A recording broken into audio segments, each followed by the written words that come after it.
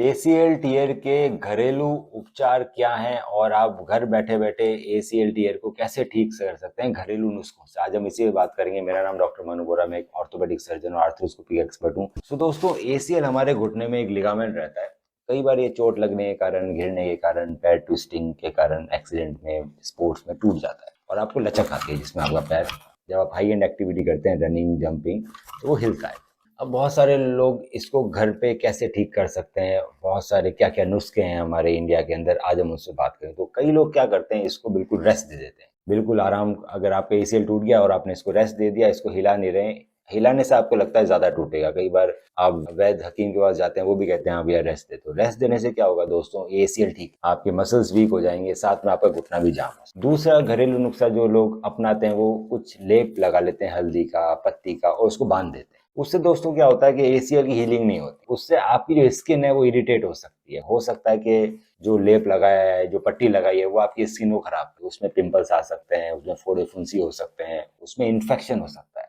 उस कंडीशन में अगर आप बाद में ऑपरेशन कराते हैं तो इन्फेक्शन के हाई चांसेस रहते हैं। तो वो घरेलू नुस्खा भी इतना काम का नहीं है। कुछ लोग बोलते हैं कि हम नॉनवेज बढ़ा दें, शायद प्रोटीन ले लें तो हमारा एसीएल बन जाएगा। तो दोस्तों, नॉनवेज बढ़ाने से एसीएल नहीं बनने वाला। को एक प्रोटीन की एक फिक्स मात्रा लेना बहुत इंपॉर्टेंट है, उतनी ही लीजिए, ज्यादा लेने से आपको ही नुकसान हो सकता है, तो उसका भी कोई फायदा नहीं है। कुछ लोगों को लगता है कि दही कम कर दें, दही खाने से कुछ हो जाएगा। तो दोस्तों, दही खाना बड़ा अच्छा रहता है, प्रोबायोटिक होता है, बहुत सारे बैक्टीरियाज मिलते हैं, साथ में is a rich source of calcium. तो दही बहुत अच्छा रहता है। वो आपके एसीएल को तो ठीक नहीं करेगा, पर आपके हेल्थ बेनिफिट्स के लिए दही काफी है। पांचवा, कई लोग बोलते हैं खरोड़े के सूप पीने से आपका एसीएल ठीक हो जाएगा। तो दोस्तों, खरोड़े के सूप पीने से भी आपका एसीएल ठीक नहीं होगा। एसीएल ऐसा कोई सब्सटेंस नहीं है खाने का जो हम मुंह से खाएं और मैं डायरेक्ट वो जो सब्सटेंस है, चाहे वो खरोड़े का सूप हो या कोई मल्टीविटामिन की गोलियां हो या फिर प्रोटीन हो या फिर कोई और गोली हो, वो तुरंत जाए आपके एसीएल में और आपका एसीएल बना दे। वो वैसा दवाई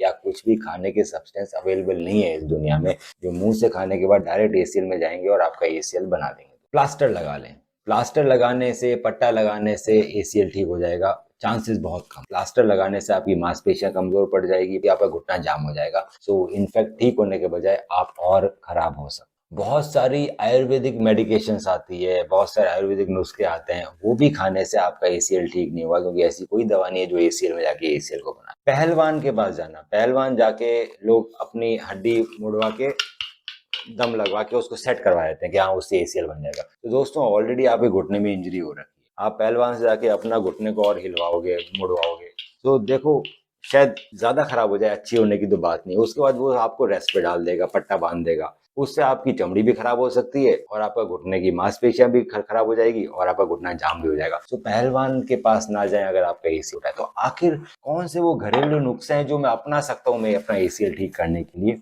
अब उस पर बात करते हैं। दोस्तों, अगर आपको नी में इंजरी हुई है, सबसे पहले आप इसमें बर्फ की सिकाई कर सकते हैं ताकि आपकी सूजन कम हो, आपको दर्द में आराम मिले। दूसरा, एक ऑर्थोपेडिक सर्जन के पास जाइए और उनसे सलाह लीजिए कि आपकी इंजरी को कैसे ठीक करना है। अगर आप नहीं जा पा रहे हैं, आपके घर से बहुत दूर रहते हैं, आप अफोर्ड नहीं कर पा रहे हैं, कोई भी रीजन है, आप अच्छे सर्जन से नहीं मिल पा रहे हैं, तो अपने घुटने में हल्की हल्की एक्सरसाइजेस चालू कीजिए, जिसको रेस्ट मत दीजिए। आइसोमेट्रिक एक्सरसाइज कर सकते हैं, जिसमें बिना घुटने को मोड़े बहुत सारी एक्सरसाइजेस हो सकती है। सो आइसोमेट्रिक एक्सरसाइज कर सकते हैं, धीरे धीरे हम घुटना बेंड करना चालू कर सकते हैं। इससे क्या होगा, आपकी मांसपेशियां मजबूत बनी रहेगी, डिजनरेट नहीं होगी, आपका घुटना भी जाम नहीं होगा। सो अगर आप डॉक्टर से नहीं मिल पा रहे हैं, आप एमआरआई नहीं करा पा रहे इमीडिएटली, और आपको उतनी ज्यादा तकलीफ नहीं है कि आप बिल्कुल पाँव भी नहीं बैंड पाए, तो आप धीरे धीरे अपना पाँव बैंड करना चालू कीजिए, घुटने को जाम मत होने दीजिए और कुछ सिंपल सिंपल एक्सरसाइजेस कीजिए जो आपको यूट्यूब पे अवेलेबल है। हमने भी एसीएल को हील करने की एक्सरसाइजेस का वीडियो बना रखा, वो देख सकते हैं कौन सी एक्सरसाइजेस कर। तो एक्सरसाइजेस करनी है, डॉक्टर से मिलना है, एमआरआई करनी है,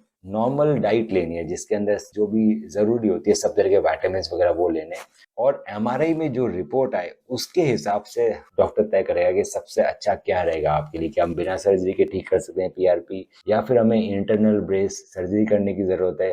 सर्जरी में भी आपको एसीएल रिपेयर सर्जरी की जरूरत है, एसीएल रिकंस्ट्रक्शन सर्जरी की जरूरत है। कौन सी सर्जरी सबसे अच्छी है, के लिए आप हमारे बाकी वीडियोस देख सकते हैं। अगर आप फिर भी आपको कोई भी डाउट है तो आप हमें अपनी हमारी रिपोर्ट भेजिए, उसका डिटेल में स्टडी करके मैं बताऊंगा सबसे अच्छा इलाज क्या रहेगा आपके